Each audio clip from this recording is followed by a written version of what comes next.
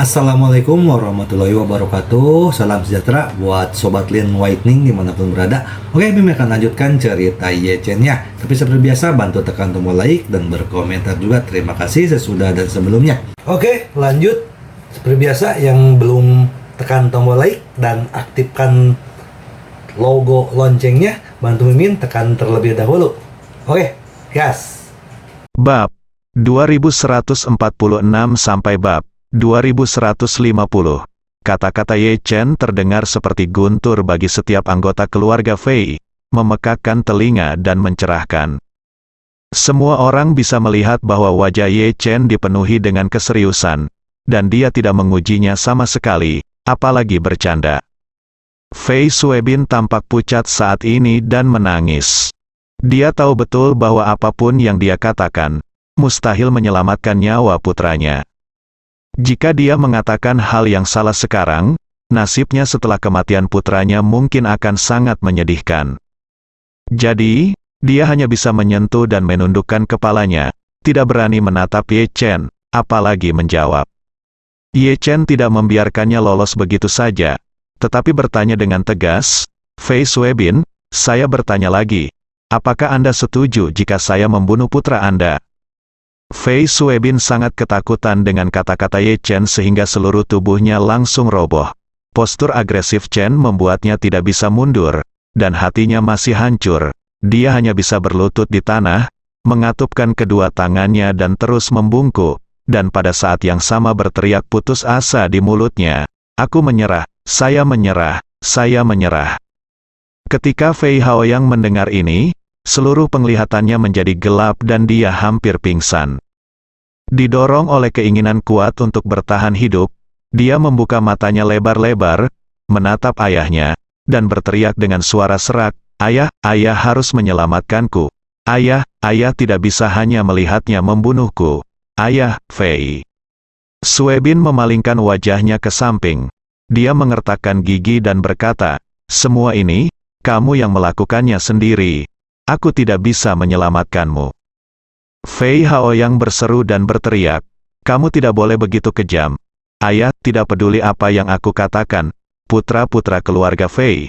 Jika kamu melihatku dibunuh dengan mata kepalamu sendiri, bisakah kamu hidup damai seumur hidupmu?" Yechen menendang dadanya dan berkata dengan dingin, "Jika kamu terus berbicara omong kosong, aku berjanji akan membuatmu hidup. Lebih baik mati." Ketika Fei Haoyang mendengar ini, dia tidak berani mengatakan sepatah kata pun meskipun seluruh tubuhnya kesakitan. Penyiksaan yang tidak manusiawi selama 2 hari ini jauh lebih menakutkan baginya daripada neraka, dan dia sudah sangat ketakutan. Pada saat ini, Yechen bertanya lagi kepada Fei Suebin, "Fei Suebin, izinkan saya bertanya lagi, haruskah putra Anda Fei Haoyang mati?" Fei Suebin menutup matanya dan berteriak dengan putus asa, "Sialan, sialan." Yechen mengangguk lagi. Dia memandang kakek Fei Haoyang, Fei Sanhai, menatapnya, dan bertanya dengan suara dingin, "Fei Sanhai, maukah kamu menerima jika aku membunuh cucumu?" Fei Sanhai segera membungkuk, tidak berani mengangkat kepalanya, dan berkata dengan keras, "Tuan Ye, saya yakin." Yechen mengerutkan kening dan bertanya, "Apakah Anda benar-benar yakin?" Fei Sanhai berkata berulang kali, "Saya benar-benar yakin, saya benar-benar yakin." Kata Yechen lagi, "Kamu berasal dari keluarga Fei. Kepala keluarga sangat kejam sehingga dia bahkan tidak mau mengampuni ayahnya sendiri. Jadi ketika kamu mengatakan kamu yakin, aku tidak percaya." Fei Sanhai dengan cepat menggelengkan kepalanya dan berkata, "Tuan ya, saya bersumpah demi Tuhan, saya benar-benar yakin. Jika saya berencana membalas dendam dari Anda di masa depan, saya akan mati tanpa tempat pemakaman." Fei Sanhai memang tidak puas, tetapi dia benar-benar melakukannya, tidak berani membalas dendam dari Yechen. Keinginan terbesarnya saat ini adalah terus mempertahankan posisinya sebagai kepala keluarga Fei. Sedangkan untuk kehidupan Fei Haoyang, dia sebenarnya tidak peduli sama sekali. Oleh karena itu, dia merasa selama dia bisa mempertahankan posisinya sebagai kepala keluarga, dia tidak akan pernah berpikir untuk membalas dendam terhadap Ye Cheng. Tentu saja, jika dia tidak lagi menjadi kepala keluarga Fei setelah malam ini, dia akan semakin sulit membalas dendam dari Ye Chen. Ye Chen tidak menganggap serius sumpah Fei Sanhai dan terus bertanya, "Kalau begitu katakan padaku, apakah cucumu Fei Haoyang harus mati? Sialan." Fei Sanhai berkata tanpa berpikir. Ye Chen mencibir dan berkata dengan tenang, "Saya tidak akan menyelidiki apakah yang Anda katakan itu benar atau salah. Setelah hari ini, jika Anda ingin membalas dendam kepada saya, Ye Chen, akan bersama Anda kapan saja." Fei Sanhai berkata dengan sangat ketakutan, "Tuan Ye, saya minta maaf." "Berani, jangan pernah berani." Ye Chen mengabaikannya, menoleh ke arah Fei Jianzong, dan bertanya dengan keras, "Fei Jianzong, maukah Anda menerima jika saya membunuh hebat Anda, cucu?" Fei Jianzong, dia berkata dengan tulus dan ketakutan, "Tuan Ye, Anda telah menegakkan keadilan bagi surga. Saya tidak hanya yakin, tetapi saya juga ingin berterima kasih kepada Anda karena telah menyingkirkan hal seperti itu sampah untuk keluarga Fei kita." Ye Chen bertanya lagi, "Haruskah Fei Haoyang mati?" Fei Jianzong menyerahkan tangannya. Dia berkata, "Kembali ke Tuan Ye, binatang buas ini tidak hanya pantas mati, mereka juga harus dipecah menjadi beberapa bagian." "Baik." Ye Chen mengangguk, melihat sekeliling, dan berkata dengan dingin, "Karena kalian semua tidak keberatan, maka saya akan membayarmu." Haoyang sedang dalam perjalanan. Ketika Fei Haoyang mendengar ini, dia menjadi gila dan berteriak, "Kalian sekelompok bajingan yang tidak mau menyelamatkanmu. Jika aku mati, aku tidak akan pernah membiarkanmu pergi." Fei Suebin, Fei Sanhai, dan Fei Jianzong tidak berani memandangnya. Mereka agak percaya tahayul dan takut Fei Haoyang akan datang untuk membalas dendam setelah kematiannya. Saat ini, Ye Chen memandang Fei Haoyang dan berkata dengan dingin, "Fei Haoyang, jika memang ada hantu di dunia ini, maka saat ini, saya tidak tahu berapa banyak hantu yang menunggumu di sana. Saatnya untuk suruh seseorang pergi, temui mereka." Ketika Fei Haoyang mendengar ini, wajahnya dipenuhi kepanikan. Dia membuka mulutnya lebar-lebar dan ingin mengatakan sesuatu, tetapi dia tidak bisa mengucapkan sepatah kata pun. Karena saat ini, Ye Chen sudah menarik pelatuknya. Dengan keras, kepingan salju muncul di belakang kepala Fei Haoyang, dan dia langsung jatuh ke tanah, tidak bergerak. Di tengah keningnya, lubang peluru setebal ibu jari mengeluarkan benda berwarna merah putih. Semua orang di keluarga Fei menjadi pucat dan langsung menoleh, tidak berani melihat lagi ke arah Fei Haoyang. Fei Suebin dan Fei Sanhai langsung menangis, dan Fei Jianzong juga menangis. Bagaimanapun, dia adalah seorang putra, cucu, dan cicit yang telah dia besarkan selama lebih dari 20 tahun, dan dia masih memiliki rasa sayang yang mendalam padanya jauh di lubuk hatinya. Fei Suebin bergegas ke Fei Haoyang, memeluknya, dan menangis kepada Ye Chen. "Tuan Ye, bolehkah saya meminta seseorang mengirim Haoyang ke rumah duka dulu?" "Tidak, Ye Chen," dia berkata dengan suara dingin. Gadis-gadis yang dibunuh olehnya semuanya mati tanpa tubuh mereka utuh, dan dia tidak memenuhi syarat untuk dikuburkan dengan damai. Setelah itu, dia melihat ke arah Wan Pojun dan memerintahkan, "Pojun, suruh Fei Hao dibunuh, ambil milik yang, pergi, cari tempat untuk mengkremasinya, dan tuangkan abunya langsung ke laut." Wan Pojun segera berkata, "Baiklah, Tuan Ye, saya menuruti perintah Anda." Fei Suebin sangat putus asa. Dia awalnya ingin mengubur Fei Hao yang hidup, tapi biarkan dia beristirahat dengan tenang. Tanpa diduga, Ye Chen bahkan tidak mau memberinya kesempatan ini. Namun, dia juga mengerti bahwa apa yang dikatakan Ye Chen memang benar. Gadis-gadis yang mati di tangan putranya sudah lama meninggal tanpa tubuh mereka utuh. Pada saat ini, bagaimana saya bisa berharap anak saya diperlakukan lebih baik daripada gadis-gadis yang tidak bersalah itu? Saat ini, Ye Chen melihat ke arah Qiao Fei Yun, yang sudah ketakutan, dan berkata dengan suara dingin, Dan kamu, Kiao Fei Yun, Fei Hao yang sudah dalam perjalanan, kamu harus cepat, berlari lebih cepat di jalan menuju neraka, dan lakukan dengan saudara baikmu. Saya di sini untuk melihat apakah saya dapat menyusul saudaramu Kiao Fei Yu.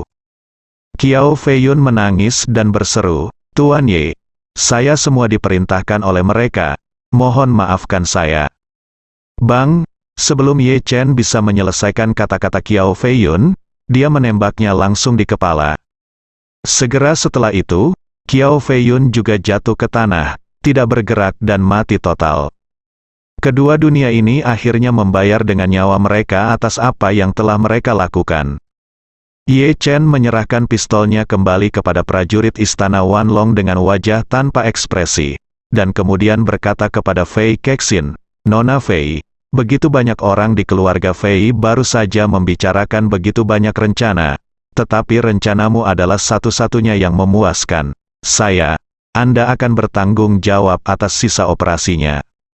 Fei Kexin mengangguk sedikit dan berkata, Jangan khawatir, Tuan Ye, saya akan melakukan apa yang saya katakan dan menanganinya dengan benar.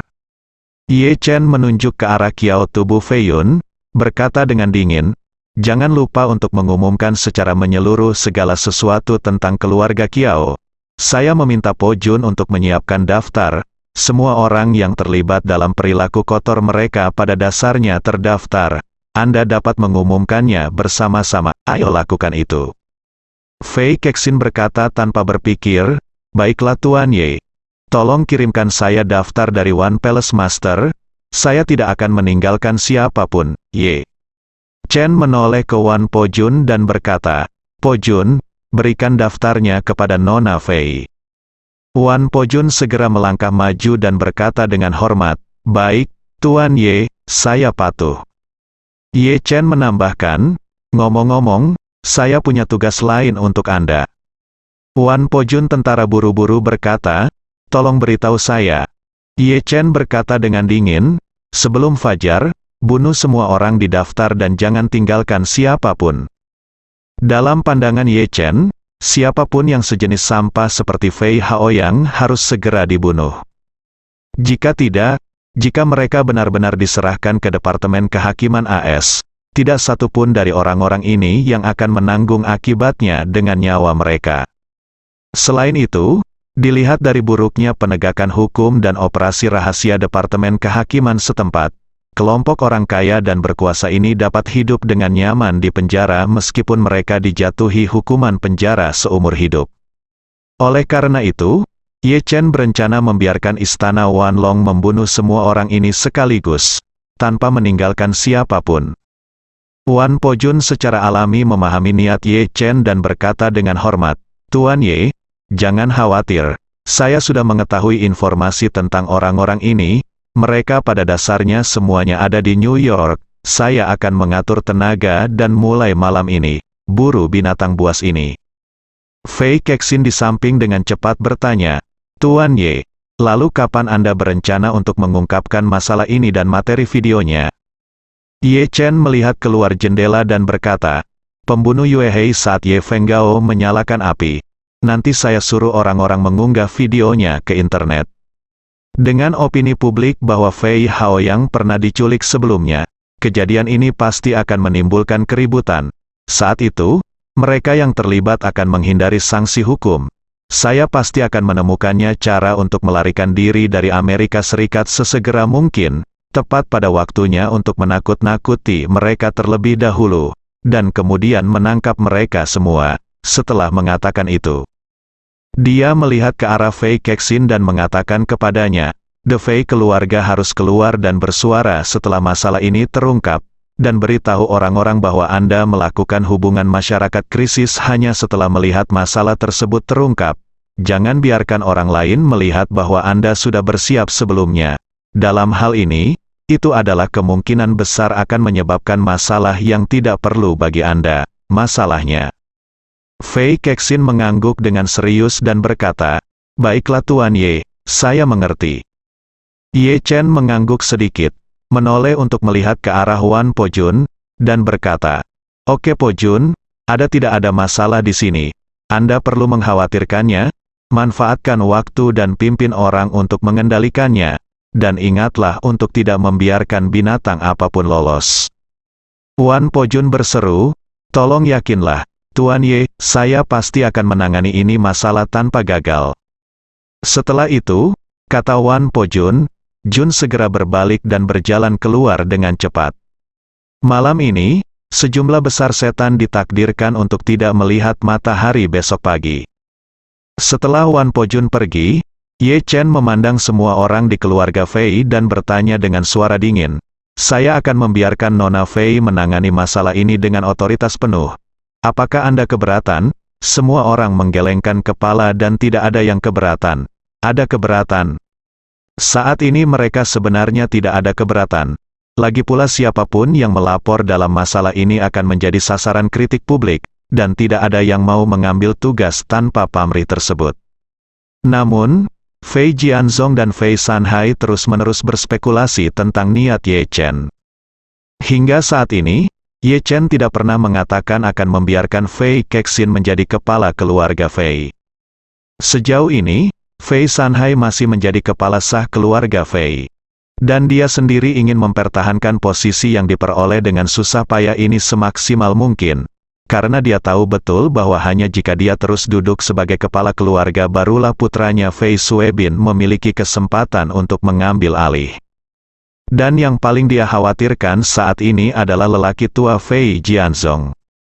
Meskipun Fei Jianzong tidak dapat secara langsung mengambil kembali posisinya sebagai kepala keluarga, dia adalah pemilik sebagian besar aset keluarga Fei. Begitu dia ingin membagi hartanya, nilainya sebagai kepala keluarga akan menyusut dengan cepat. Namun, lebih baik menyusut daripada tidak memiliki air. Fei Sanhai tidak ingin berakhir tanpa apapun di keranjang bambu. Oleh karena itu, yang paling ditakuti Fei Sanhai adalah Ye Chen tiba-tiba bertemu. Jika tidak, begitu dia kehilangan posisinya sebagai kepala keluarga, dia akan kehilangan segalanya. Saat ini, Fei Jian juga sangat gugup di tengah. Dia tentu saja berharap untuk mendapatkan kembali posisinya sebagai kepala keluarga dan melakukan serangan balik mutlak. Namun, jika Ye Chen tidak mengatakan ini, dia benar-benar tidak akan percaya diri untuk mengatakan ini. Oleh karena itu, Fei Jianzong telah menunggu Ye Chen untuk mengungkapkan pendiriannya. Jika tidak, mustahil baginya, seorang lelaki tua yang kesepian, untuk mendapatkan kembali posisinya sebagai kepala keluarga hanya dengan dukungan dari cucunya. Tepat ketika mereka berdua sedang memiliki rahasia masing-masing, Ye Chen tiba-tiba berkata kepada mereka, kalian berdua, yang satu adalah kepala keluarga Fei saat ini, dan yang lainnya adalah kepala keluarga Fei sebelumnya. Fei Haoyang berada tepat di bawah hidungmu, telah melakukan begitu banyak tindakan keji yang membuat marah manusia dan dewa, dan kalian berdua kepala keluarga juga bertanggung jawab atas pengelolaan yang tidak tepat, jadi aku ingin tahu, apa yang kalian berdua katakan sekarang? Fei Sanhai adalah terkejut. Ya. Dia dengan cepat berkata, Tuan Ye, saya telah menjadi kepala keluarga Fei selama kurang dari setengah bulan. Tanggung jawab ini tidak boleh menjadi tanggung jawab saya kapanpun. Harap berhati-hati. Setelah mengatakan itu, dia melihat ke arah Fei Jianzong lagi dan berkata kepada Ye Chen berkata, Tuan Ye, selama lebih dari 20 tahun Haoyang hidup, selama 99%, ayah saya Fei Jianzong adalah kepala keluarga Fei. Dia tidak dapat melarikan diri dari salahkan ini. Fei ketika Jianzong mendengar ini, ekspresinya sangat jelek. Tentu saja membuatnya marah karena putranya menyalahkannya. Dan dia juga tahu arti kata-kata Ye Chen. Insiden Fei Haoyang tidak terjadi sekali atau dua kali. Tetapi selama bertahun-tahun, dia duduk di depan kepala keluarga. Meskipun dia dalam posisi, dia bahkan tidak menyadari apa yang dilakukan Fei Haoyang. Tentu saja, dia memiliki tanggung jawab yang tidak dapat disangkal. Jadi, dia hanya bisa melangkah maju, menangkupkan tangannya dan berkata, Tuan Ye, Sanhai benar, saya benar-benar harus disalahkan atas masalah ini. Tolong hukum saya, Tuan Ye. Ye Chen melambaikan tangannya, saya tidak akan menghukummu. Lagi pula, kamu sudah seusia ini. Bahkan jika kamu membunuh seseorang, pengadilan tidak akan menghukummu. Fei Jianzong, seolah-olah dia telah diampuni, dengan cepat membungkuk dan berkata, "Terima kasih, Tuan, ya, atas kemurahan hatimu." Ye Chen menoleh ke Fei Sanhai, berkata dengan tenang, "Fei Sanhai, meskipun kamu baru menjadi kepala keluarga selama setengah bulan, kamu masih harus memikul tanggung jawab selama setengah bulan. Kali ini, alih-alih menyalahkan Anda dan saya, Anda bisa lolos dengan lancar." Fei Sanhai berkata dengan cepat, "Tuan Ye benar. Saya memang bertanggung jawab. Tolong hukum saya." Kamu Chen berkata dengan tenang, "Seperti yang baru saja Anda katakan, orang tua Anda bertanggung jawab 100% atas manajemen yang tidak tepat. 99, Anda menyumbang 1%, dan saya tidak akan meminta pertanggungjawaban 99%. Anda, orangnya persen, tentu saja tidak ada yang perlu dimintai pertanggungjawaban." Fei Sanhai mendengar ini setelah berbicara, dia segera berkata dengan air mata, "Terima kasih. Terima kasih, Tuan Ye. Terima kasih, kebaikan Anda yang besar tidak akan pernah saya lupakan." Ye Chen bersenandung, mengangguk dengan tenang dan berkata, "Meskipun aku tidak bisa meminta pertanggungjawaban kalian berdua, tapi menurutku, kalian berdua memiliki noda dalam pengelolaan keluarga Fei. Setelah kejadian ini terungkap, keluarga Fei sangat membutuhkan yang bersih dan polos. Seseorang untuk berdiri dan memimpin keluarga Fei keluar dari kabut. Oleh karena itu, kalian berdua tidak cocok menjadi kepala keluarga Fei di masa depan." Ketika keduanya mendengar ini, jantung mereka tiba-tiba berdebar kencang. Siapa sangka sedetik yang lalu, dia sangat berterima kasih atas keterbukaan Ye Chen. Namun detik ini, Ye Chen mengatakannya secara langsung.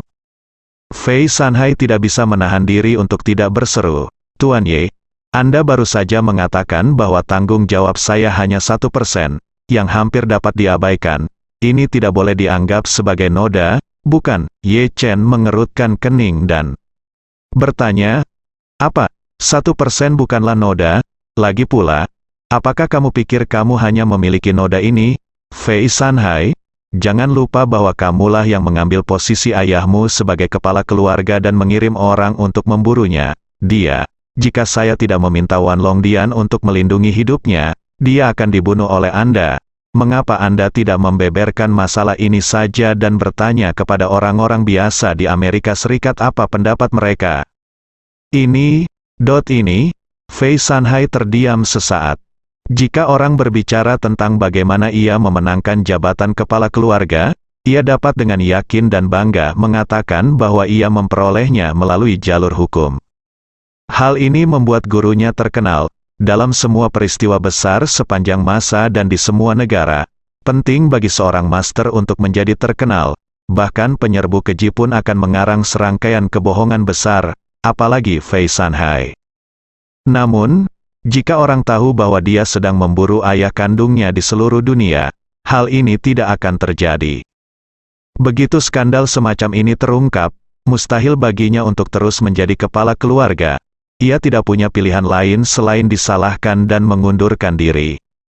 Memikirkan hal ini, dia hanya bisa melakukan upaya terakhirnya dan berkata, "Tuan Ye, bagaimanapun, ayah saya dan saya telah ternoda dan tidak lagi cocok untuk menjadi kepala keluarga. Maka lebih baik biarkan anak saya Fei Suebin mengambil alih bagi Fei Sanhai. Jika Anda harus menyerahkan kursi Anda sebagai upaya terakhir, Anda harus menyerahkan kursi Anda kepada putra Anda." Namun, Ye Chen menolaknya tanpa ragu-ragu dan berkata dengan dingin, "Apa, tepat ketika masalah Fei Haoyang terungkap, Anda ingin ayah Fei Haoyang menjadi kepala keluarga? Menurut Anda siapa yang memiliki noda terbesar, dan siapa yang benar? 1. Apakah kamu cocok menjadi kepala keluarga ini?" Aku, ini, Fei Sanhai terdiam. Baru kemudian dia menyadari bahwa ketika Ye Chen mengemukakan teori fitnah ini, tidak hanya dia dan lelaki tua itu yang ditolak, tetapi putra sulungnya Fei Suebin juga ditolak. Dia baru saja akan melamar putra keduanya. Tetapi pada saat ini, dia tiba-tiba tersadar, Ye Chen sudah lama berkeliling hanya karena dia ingin Kexin menjadi kepala keluarga Fei. Alasan mengapa dia tidak mengatakannya dengan jelas pasti karena dia ingin jika saya terus mendorong perahu dan membuat orang lain tidak bisa berkata apa-apa, jika saya terus menghadapi Ye Chen, begitu saya membuat Ye Chen kesal, itu pasti akan terjadi, tidak berakhir baik bagiku. Memikirkan hal ini, dia dengan cepat berkata, Tuan Ye, jika ini masalahnya, maka saya punya saran untuk kandidat yang lebih cocok. Saat ini, putra kedua Fei Sanhai, Fei Suejin, sudah sangat bersemangat. Ia merasa tidak ada noda, karena kakak tertuanya tidak bisa mewarisi jabatan kepala keluarga. Ia hanya bisa memanfaatkan keadaan dan memanfaatkannya. Apalagi dia juga merasa ayahnya pasti akan melamarnya kepada Ye Chen saat ini. Ye Chen memandang Fei Sanhai dengan penuh minat dan bertanya, izinkan saya memberitahu Anda siapa kandidat yang cocok. Tidak ada yang menyangka bahwa Fei Sanhai mengepalkan tinjunya dan berkata dengan hormat, Tuan Ye, saya pikir sekarang yang paling cocok orang yang mengambil alih posisi kepala keluarga adalah keponakanku, Fei Kexin, begitu. Kata-kata ini keluar, Fei Suejin tiba-tiba pingsan dan berteriak, Ayah, bagaimana mungkin kepala keluarga Fei membiarkan seorang gadis? Apakah kamu orang tua yang bodoh? Fei Sanhai memelototi Fei Suejin dan berkata dengan marah, diam. Fei Suejin sangat ketakutan oleh matanya sehingga dia bergidik dan hanya bisa mengerti apa yang sedang terjadi, menutup mulutnya. Fei Jianzong juga tidak menyangka Fei Sanhai akan berubah begitu cepat dan langsung menyarankan agar cucunya Fei Kexin menjadi kepala keluarga. Dia tidak bisa menahan diri untuk diam-diam berpikir, Sanhai telah mengetahui niat Ye Chen dan mulai menggunakan keledai di bawah lereng untuk menyenangkan Ye Chen dan Kexin. Ye Chen memandang Fei Jianzong saat ini dan bertanya, Tuan Fei, apa pendapat Anda tentang lamaran Fei Sanhai? Fei Jian tidak berdaya di tengah.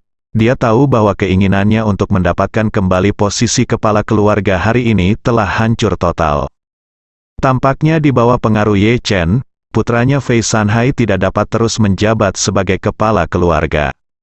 Artinya, meski tidak mengambil kembali jabatan majikannya, setidaknya ia tidak perlu lagi bersembunyi dan menghindari perburuan. Memikirkan hal ini, dia hanya bisa berkata dengan hormat, Tuan Ye, saya juga berpikir bahwa membiarkan Kexin menjadi kepala keluarga adalah pilihan terbaik saat ini, Ye. Chen sedikit mengangguk, memandang Fei Kexin, dan berkata, Fei Kexin Nona, bagaimana menurutmu? Fei Kexin tiba-tiba menjadi gugup. Faktanya, dia tidak pernah berpikir untuk mengambil alih posisi kepala keluarga Fei. Bagaimanapun, keluarga Fei tidak pernah membiarkan seorang wanita mengambil alih keluarga. Apalagi idenya sebelumnya sangat sederhana, yaitu memperjuangkan kesejahteraan orang tua dan anggota keluarga lainnya sebelum kakeknya meninggal, agar keluarganya tidak dikucilkan dan diusir setelah kakeknya pergi. Dengan kata lain, dia awalnya ingin mencari posisi di keluarga Fei yang cukup untuk menetap melalui usahanya sendiri. Tetapi dia tidak pernah berpikir untuk menjadi juru mudi keluarga. Oleh karena itu, dia agak ragu untuk beberapa saat, tidak tahu harus berbuat apa. Ye Chen tahu bahwa Fei Kexin berbeda dengan Wanting Song dan Helena. Song Wanting tidak memiliki ayah atau ibu, dan memiliki hubungan yang mendalam dengan Tuan Song. Pada saat yang sama, dia tidak memiliki ambisi. Dia hanya ingin menjalankan bisnis Ji Qingtang dengan baik. Di masa depan, paman dan sepupunya tidak akan memperlakukannya warung kecil sebagai kepala keluarga. Hal-hal menarik dilakukan agar dia bisa memiliki kehidupan yang stabil. Alasan mengapa keadaan berubah drastis terutama karena pil peremajaan Ye Chen terlalu menggoda bagi Tuan Song. Sedemikian rupa sehingga Song Honor dan putranya menganggap Song Wanting sebagai duri di pihak mereka. Dapat dikatakan bahwa Song Wanting didorong sepenuhnya oleh Ye Chen ke posisi kepala keluarga Song. Adapun Helena, dia selalu memiliki ambisi dan ambisi, tetapi dia tidak pernah memiliki kesempatan untuk mewujudkannya sejak lama. Dia bahkan ditekan secara ekstrim oleh saudara perempuannya Olivia, Ye Chen lah yang memberinya kesempatan untuk membalikkan keadaan. Tentu saja, dan dia memanfaatkan tren tersebut, kembalinya dengan mulus. Fei Kexin sepertinya berada di antara mereka berdua. Dia tidak seperti Song Wanting yang tidak memiliki ambisi sama sekali. Juga tidak seperti Helena yang mengumpulkan ambisi yang kuat karena kebencian di dalam hatinya. Dia lebih memilih jalan tengah di antara keduanya. Meskipun dia memiliki ambisi, dia tidak cukup besar untuk mengendalikan seluruh keluarga Fei di tangannya sendiri. Fei Jianzong merasa sedikit gugup saat melihat Fei Kexin ragu-ragu. Bagaimanapun, dia berpengalaman dan dengan cepat melihat situasi saat ini dengan jelas. Karena Ye Chen tidak mengizinkan dia menjadi kepala keluarga Fei, situasi terbaik saat ini adalah membiarkan Fei Kexin menggantikannya. Jika tidak, jika ada yang mengambil alih, dia akan khawatir pihak lain akan menyerangnya. Jadi, dia buru-buru berkata kepada Fei Kexin, "Kexin, Tuan Ye menanyakan sesuatu padamu, jawablah dengan cepat." Fei Kexin kembali sadar dan berkata dengan cemas, "Tuan Ye, aku takut aku tidak bisa memenuhi syarat untuk peran penting seperti itu." Ye Chen menunjuk ke arah Fei Sanhai dan berkata dengan tenang, "Dia bahkan tidak berpikir dia tidak kompeten, apalagi yang perlu kamu khawatirkan." Ekspresi Fei Sanhai langsung menjadi sangat pahit. Ia pun mengetahui bahwa meski usianya puluhan tahun lebih tua dari Fei Kexin, namun dari segi kemampuan manajemen, ia memang tak sebaik Fei Kexin yang masih muda. Namun, dijemput dan dikuburkan oleh Ye Chen secara langsung, dia merasa sedikit malu di wajahnya.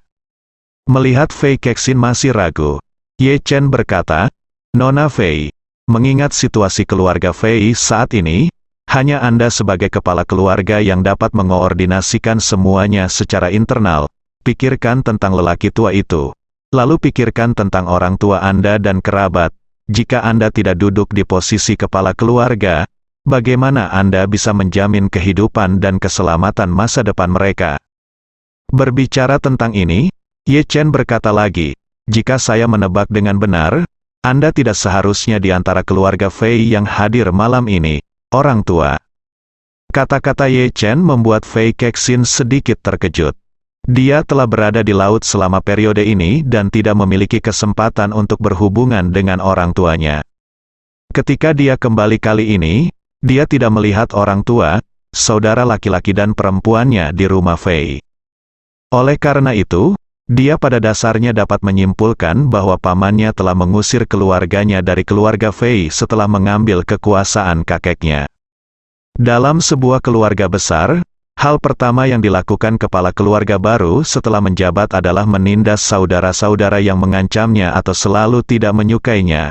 Pada saat yang sama, ia juga akan meninggalkan beberapa saudara yang setia untuk mengabdi. Sebagai tangan kanannya, tunggu sampai negara stabil, lalu usir saudara-saudara yang setia ini. Dengan cara ini, semua ancaman pada dasarnya dihilangkan, dan saudara-saudara yang diusir dari rumah ini telah menjadi saudara. Jika Fei Kexin tidak menjadi kepala keluarga, tidak peduli siapa yang ada di sini untuk menggantikannya, keluarga Fei Kexin tidak akan pernah bisa kembali ke keluarga Fei. Mereka hanya dapat mengambil sejumlah kecil aset untuk mendirikan bisnis sendiri di luar, dan sejak saat itu mereka menjadi kerabat keluarga Fei. Memikirkan hal ini, dia segera mengertakkan gigi dan berkata kepada Ye Chen, "Tuan Ye, saya bersedia menjadi kepala keluarga Fei." Fei Kexin tahu betul bahwa tidak mudah menjadi kepala keluarga Fei, keluarga. Mengingat usia, pengalaman, dan sumber daya jaringan saya, mungkin sulit untuk mendapatkan posisi di posisi ini. Namun dia juga tahu betul bahwa dia tidak punya pilihan lain sekarang selain menghadapi kesulitan. Meski belum diketahui apa yang terjadi selanjutnya, menurutnya, ini hanya soal membuka jalan melewati pegunungan dan membangun jembatan melintasi air. Meski sulit, namun masih ada harapan.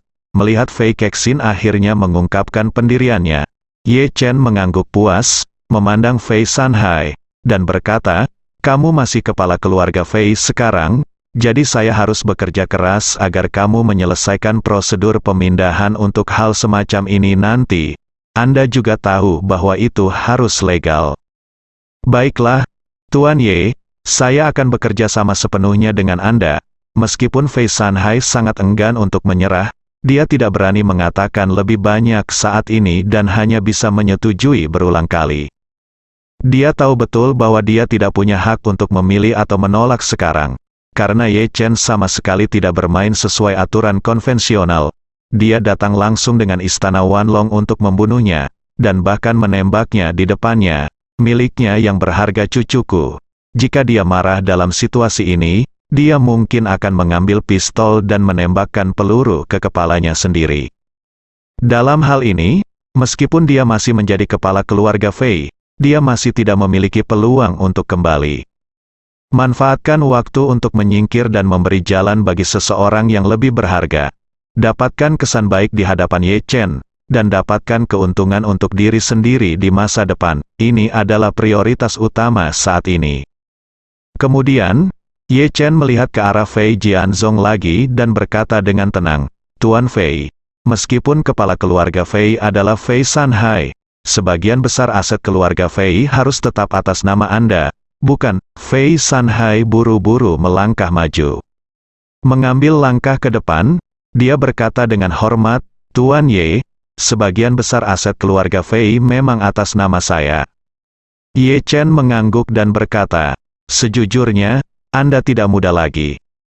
Jika Anda benar-benar ingin berumur panjang, Anda masih perlu mengekang utilitarianisme Anda. Saya menyarankan agar Anda menyerahkan kendali semua aset atas nama Anda kepada Nona Fei.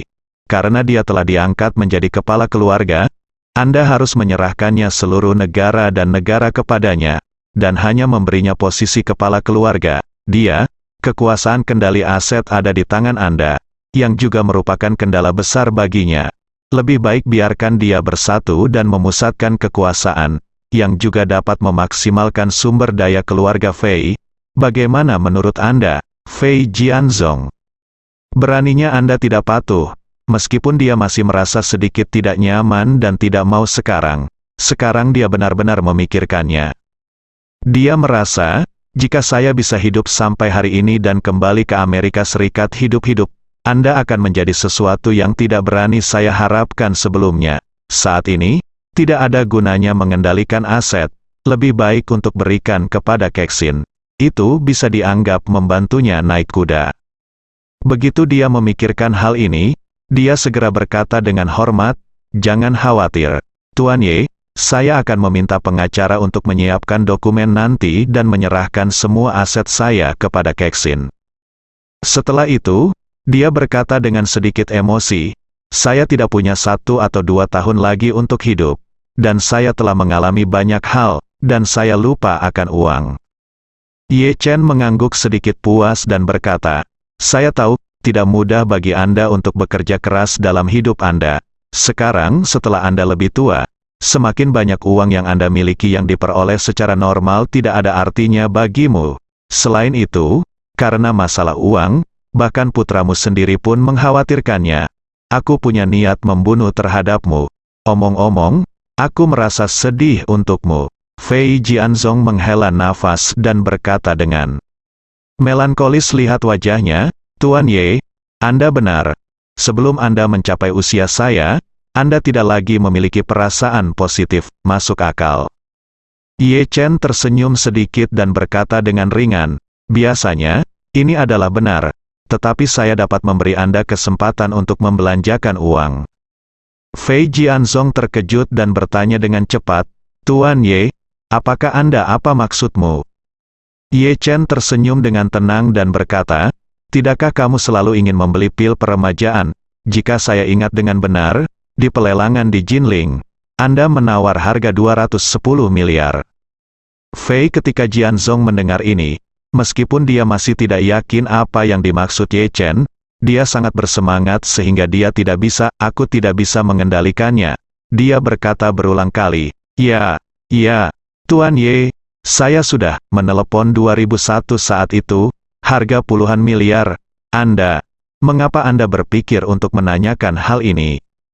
Ye Chen tersenyum main-main, tidak menjawab pertanyaannya, tetapi memandang Fei Kexin dan berkata, "Nona Fei, setelah Anda berhasil sebagai kepala keluarga Fei dan menggantikan Tuan Fei untuk mengendalikan semua aset, untuk mengucapkan selamat, saya dapat membuat pengecualian dan memberi Anda kesempatan untuk membeli pil peremajaan." Ketika Fei Jianzong mendengar ini, dia tiba-tiba jatuh ke dalam ekstasi.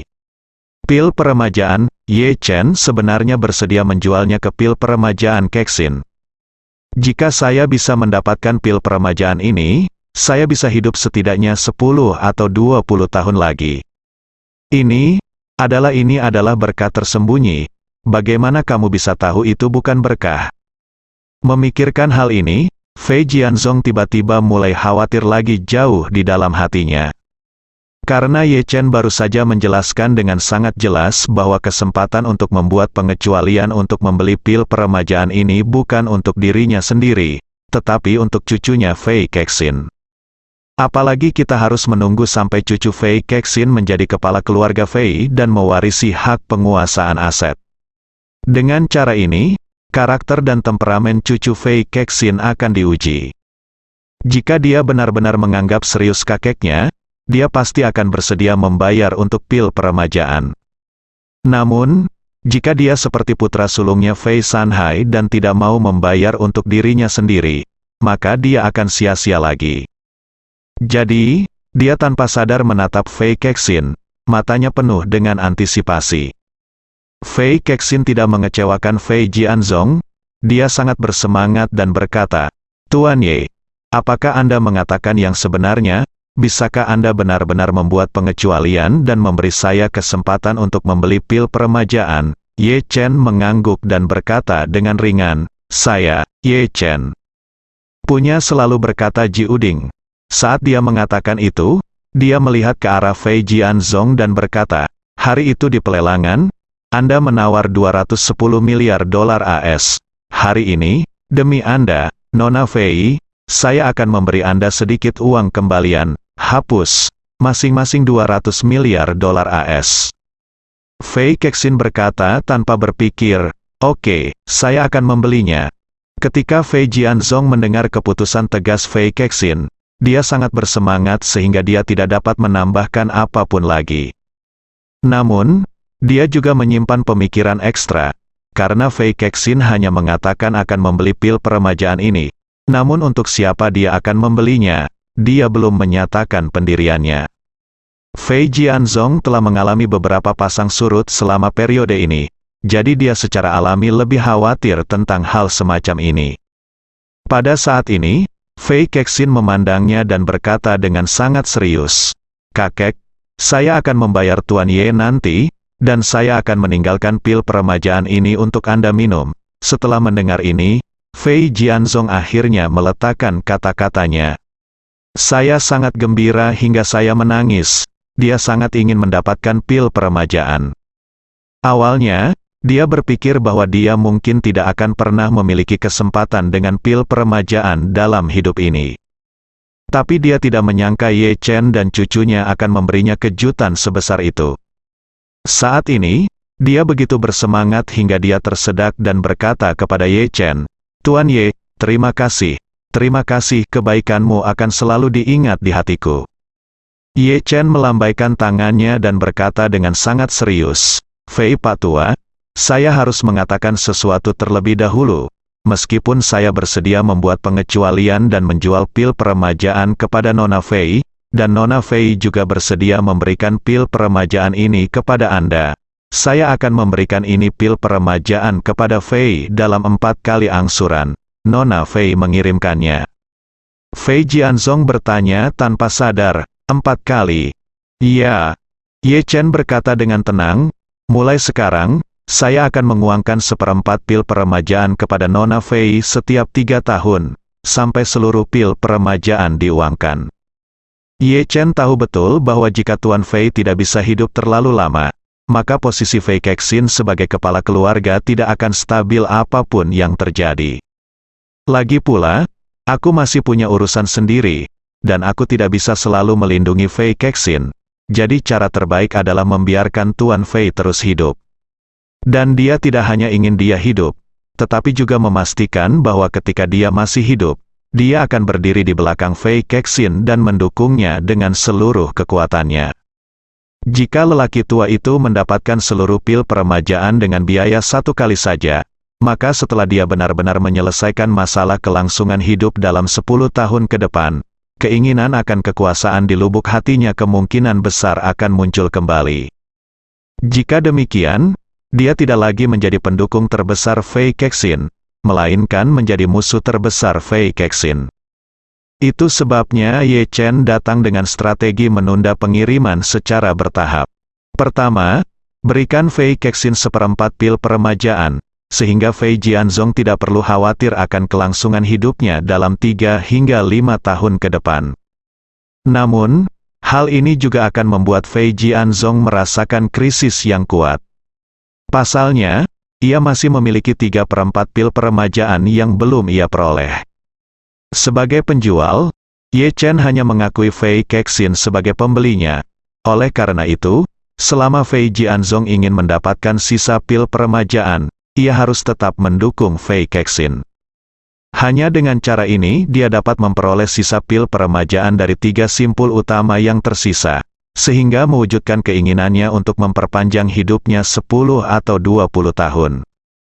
Fei Jianzong telah hidup lebih dari 90 tahun dan merupakan orang yang sangat baik. Dia segera memahami bahwa alasan Ye Chen melakukan ini adalah untuk memanfaatkan dirinya sendiri. Namun, bagaimana dia berani merasa tidak puas dengan penanganan Ye Chen sekarang? Dia tidak bisa menahan nafas dalam hatinya. Jika Ye Chen mencubitku, setidaknya aku masih bisa hidup.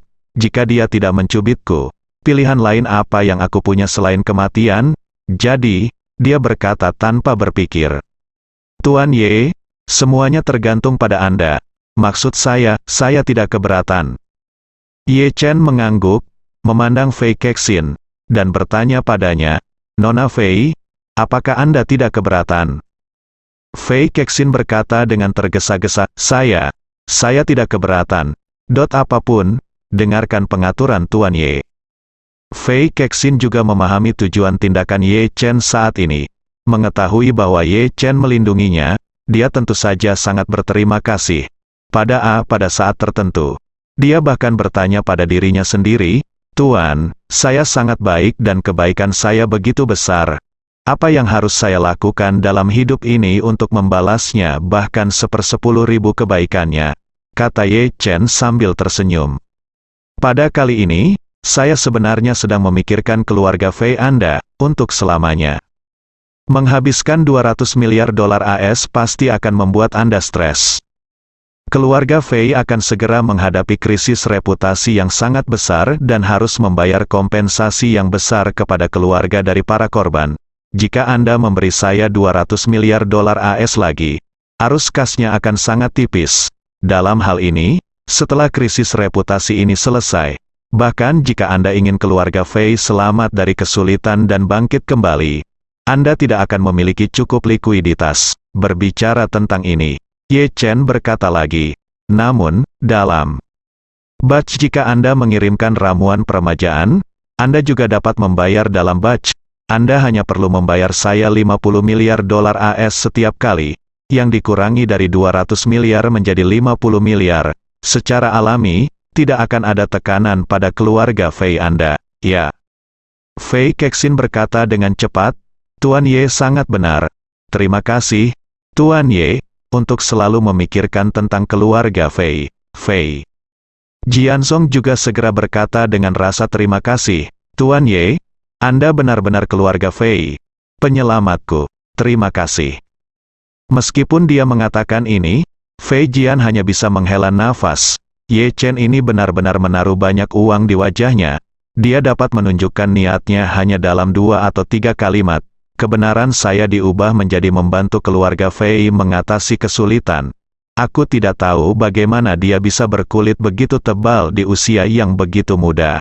Pada saat ini, Ye Chen melihat ke arah Fei Sanhai dan Fei Suebin lagi dan berkata, kalian berdua semuanya, mulai hari ini, kalian harus sepenuhnya bekerja sama dengan semua permintaan Nona Fei. dan Anda harus bersinar dalam perkembangan keluarga Fei.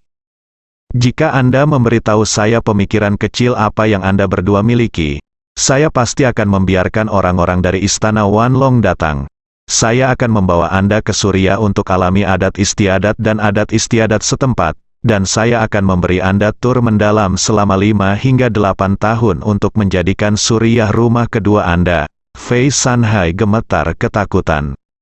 Saya berpikir dalam hati, sialan, saya lebih suka tinggal di keluarga Fei dan bekerja sebagai kuda dan anjing untuk Fei Kexin daripada pergi ke Surya untuk mengalami apa yang disebut adat dan adat istiadat.